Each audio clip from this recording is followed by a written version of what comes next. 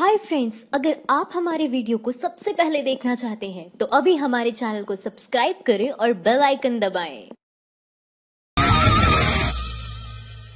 BJP नेता रेशमा पटेल ने party के विकास के दावों को बताया झूठा।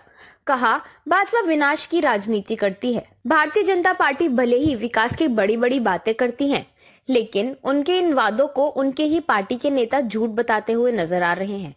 बीजेपी की महिला नेता रेशमा पटेल ने कई मुद्दों को लेकर अपनी ही पार्टी के खिलाफ मोर्चा खोलते हुए उसे विनाशकारी पार्टी बता दिया है। राजधानी गांधीनगर में मीडिया से बात करते हुए रेशमा पटेल ने कहा कि वह समाज की मांगों को पूरा करने के लिए गुजरात विधानसभा चुनाव से पहले बीजेपी में शामिल हुई, लेकिन यह वैसा नहीं है जैसा दिखता है।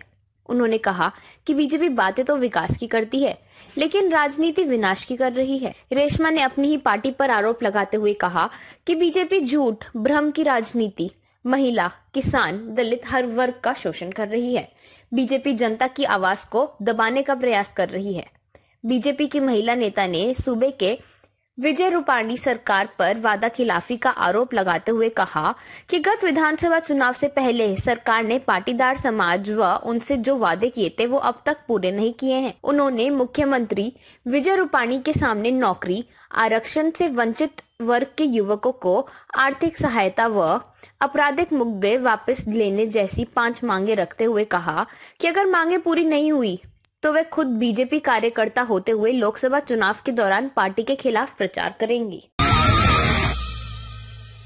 कोबारा पोस्ट का बड़ा खुलासा। बीजेपी को चंदा देने वाली कंपनी DHFL ने किया 31,000 करोड़ का घोटाला। प्राइवेट कंपनी DHFL पर 31,000 करोड़ से ज्यादा की हेराफेरी का आरोप लगा है। बताया जा रहा है कि DHFL ने यह हेराफेरी अपनी उन 3 शेल कंपनियों के जरिए की है जिन्होंने भारतीय जनता पार्टी को तकरीबन 20 करोड़ रुपए का चंदा दिया है। इस बात का खुलासा खोजी पत्रकारिता करने वाली न्यूज वेबसाइट कोबारा पोस्ट ने 29 जनवरी को दिल्ली में एक प्रेस कॉन्फ्रेंस के जरिए किया। कोबारा पोस्ट के मुताबिक DHFL ने कई शेल कंपनियों को करोड़ों रुपए का लोन दिया और फिर वही रुपया वापस उन्हीं कंपनियों के पास आ गया जिनके मालिक DHFL के प्रमोटर हैं।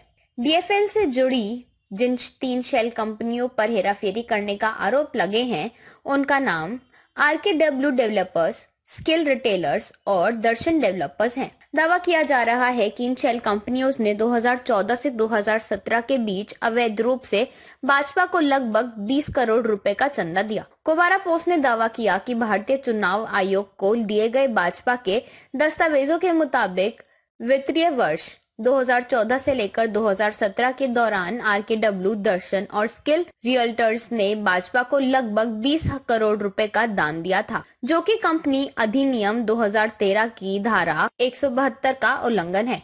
धारा 172 कंपनी द्वारा राजनीतिक योगदान पर प्रतिबंधों से संबंधित है।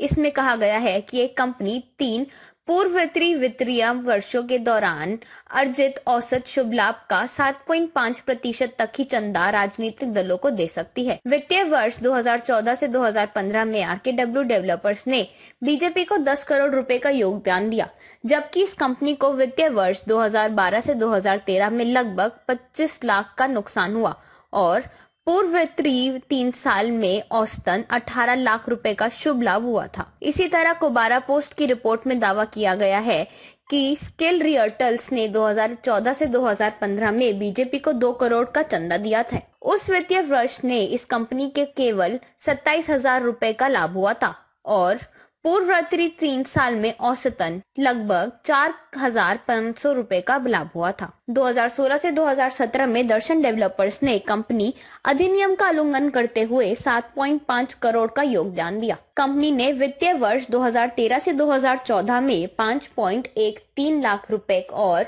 2014 से 2015 में 4,650 रुपए के लगातार घाटे की सूचना दी थी। आरक्षण विरोधी रोस्टर के खिलाफ उतरे अखिलेश यादव, बोले 2019 में भाजपा हटाओ देश बचाओ। दलित, पिछले और आदिवासियों के आरक्षण को खत्म करने वाले 13 पॉइंट रोस्टर के खिलाफ तेजस्वी यादव के बाद अब अखिलेश यादव भी हमलावर हो चुके हैं। उन्होंने कहा कि 2019 का चुनाव जीतकर यूनिवर्सिटी रोस्टर और आरक्षण हम अपने हिसाब से तय करेंगे। साथ ही दलितों, पिछड़ों का संदेश दिया है कि आपको आपके हक वही दे सकता है जो आपके हैं। गौरतलब है कि सवर्ण आरक्षण के लिए तत्परता दिखाने वाली मोदी सरकार दलितों, पिछड़ों और आदिवासियों के आरक्षण का अधिकार छीनने वाले 13 पॉइंट रोस्टर को पुरजोर विरोध नहीं कर रही है, जिससे तमाम सामाजिक संगठन और राजनीतिक दल नाराज हैं। उनका कहना है कि जब सवर्णों को आरक्षण देने की बात आई तो कुछ ही घंटे के अंदर सारी बाधाओं को पार करते हुए इस जातिवादी सरकार ने तमाम उपाय किए, लेकिन जब दलितों, पिछड़ों और आदिवासियों के खिलाफ आरक्षण पर हमला हो रहा है तब ये सरकार सुस्ती दिखा रही है। विश्वविद्यालयों में अध्यापकों की नियुक्ति में जिस तरह से आरक्षण को खत्म किया जा रहा है उसका विरोध करते हुए आरजेडी की तरफ से तेजस्वी यादव पहले ही हमलावर रहे हैं, लेकिन अब अखिलेश यादव का यह ट्वीट इस बात की ओर इशारा कर रहा है कि वे जल्दी ही ये बड़ा राष्ट्रीय मुद्दा बनने वाला है। अखिलेश यादव ट्वीट करते हैं, 2019 का लक्ष्य स्पष्ट है, भाजपा हटाओ, उम्मीद जगाओ। चुनाव जीतकर रोस्टर, आरक्षण, फसलों के दाम, इनकम गारंटी और सभी मुद्दे आपस में तय करेंगे, लेकिन यह तभी संभव है जब लक्ष्य सत्य और संविधान की सुरक्षा होगा, ना कि सत्ता की लालच। आपको आपका हक वही दे सकता है जो आपके हैं। इससे पहले तमाम सामाजिक संगठन और सामाजिक कार्यकर्ता अखिलेश यादव की आलोचना कर रहे थे कि वो अपना रुख स्पष्ट करें कि 13 पॉइंट रोस्टर मामले में वह किस ओर है। भले ही अखिलेश ने अभी कोई बड़ा बयान नहीं किया है, लेकिन अपना रुख साफ कर दिया है कि वह आरक्षण विरोधी रोस्टर के साथ नहीं है। कुछ दिन पहले अखिलेश यादव ने कहा था, गंगा मैया की कसम, अगर हम सत्ता में आए तो जातिगत जनगणना सार्वजनिक करेंगे। अगर ऐसा होता है तो देश के दलितों और पिछड़ों के लिए बड़ी राहत की बात होगी, क्योंकि जब एक बार आबादी का अनुपात सार्वजनिक हो जाएगा तब देश के तमाम संस्थानों और नौकरियों में हिस्सेदारी की मांग बढ़ेगी और सरकारों पर दबाव पड़ेगा कि पिछड़ी आबादी को ज्यादा से ज्यादा प्रतिनिधित्व। कांग्रेस नेता ने आरएसएस के राष्ट्रवाद को बताया फर्जी, कहा इन लोगों ने सिर्फ अंग्रेजों की दलाली की है। राजस्थान के दौसा से कांग्रेस विधायक मुरारीलाल मीणा ने आरएसएस पर जोरदार हमला बोला है। उन्होंने कहा कि अंग्रेजों की दलाली करने वाली आरएसएस कभी राष्ट्रवादी नहीं हो सकती। आरएसएस के राष्ट्रवाद के नारे झूठे हैं। मंगलवार को राजस्थान में कार्यक्रम के दौरान कांग्रेस नेता ने आरएसएस पर अंग्रेजों की गुलामी करने का आरोप लगाते हुए कहा कि आरएसएस वाले राष्ट्रवाद का नारा झूठा देते हैं, उन्हें अंग्रेजों की दलाली की है। उन्होंने कहा कि आजादी के वक्त आरएसएस के लोग अंग्रेजों के लिए मुखबिरी करते थे। मीणा ने कहा कि आरएसएस वाले झूठ बोलते हैं, ये खुद को राष्ट्रवादी बताते हैं, जबकि हकीकत ये है कि ये रात रात भर अंग्रेजों के लिए जासूसी करते थे। बता दें कि आरएसएस पर अंग्रेजों की दलाली करने के आरोप पहले भी लगते थे। ज्यादातर गैर बीजेपी दलों के नेता आरएसएस पर अंग्रेजों की गुलामी करने का आरोप लगा चुके हैं। अभी हाल ही में आरजेडी नेता तेजस्वी यादव ने लखनऊ में एक प्रेस कॉन्फ्रेंस के दौरान आरएसएस बीजेपी पर निशाना साधते हुए कहा कि जो लोग अंग्रेजों के गुलाम थे वो अभी भी सत्ता में है। वहीं देश के कई बुद्धिजीवी भी इन आरोपों से इत्तेफाक रखते हैं। दिल्ली विश्वविद्यालय के प्रोफेसर शमशुल इस्लाम अपने लेख में दावा कर चुके हैं कि जब नेताजी सुभाष चंद्र बोस सेना बनाकर भारत को आजाद कराने का प्रयास कर रहे थे तब आरएसएस सहित कई हिंदुत्ववादी संगठन अंग्रेजी सेना के लिए भर्ती कैंप लगाए थे। उन्होंने अपने लेख में लिखा कि अपनी स्थापना के बाद से ही आरएसएस ब्रिटिश शासन के पूरे दौरे में न सिर्फ उपनिवेशी ताकतों का आज्ञाकारी बना रहा, लेकिन इसने भारत की आजादी के वास्ते किए जाने वाले जन संघर्षों का हर दौरा में भी विरोध किया। रवीश के बाद अब अनुभव सिन्हा ने उठाए सवाल, लिखा मेरे यहाँ एनडीटीवी नहीं आ रहा है, सब ठीक है ना। डायरेक्टर अनुभव सिन्हा के घर नहीं आ रहा है एनडीटीवी, ट्वीट कर एयरटेल से पूछा सब ठीक है ना। डायरेक्टर अनुभव सिन्हा के यहाँ एनडीटीवी नहीं आ रहा है।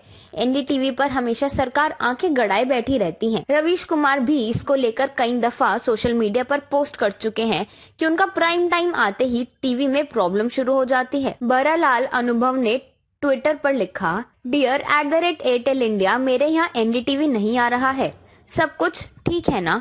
उनके सवाल पर एयरटेल ने जवाब देते हुए रीट्वीट किया, हाय फिक्र मत कीजिए, कृपया हम मैसेज कर बताइए आपके टीवी स्क्रीन पर क्या एरर आ रहा है। साथ में अपनी कस्टमर आईडी भी लिखें ताकि हम आपको बेहतर सुविधा दे सकें। हम जल्दी ही आपको अच्छी सेवा प्रदान करेंगे, धन्यवाद। हालांकि यश भारती अवार्ड से सम्मानित अनुभव ने एनडीटीवी वाले ट्वीट में पॉलिटिकल एंगल ना देते हुए सीधा अपने ऑपरेटर यानी एयरटेल से शिकायत की, लेकिन उनका यह कहना कि सब कुछ ठीक है ना, बहुत कुछ कह गया है। माइंड द न्यूज रूम की रिपोर्ट। Thank you for watching our video. अगर आपको हमारी वीडियो पसंद आई हो तो इसे लाइक जरूर करें और हमारे चैनल को सब्सक्राइब करना ना भूलें।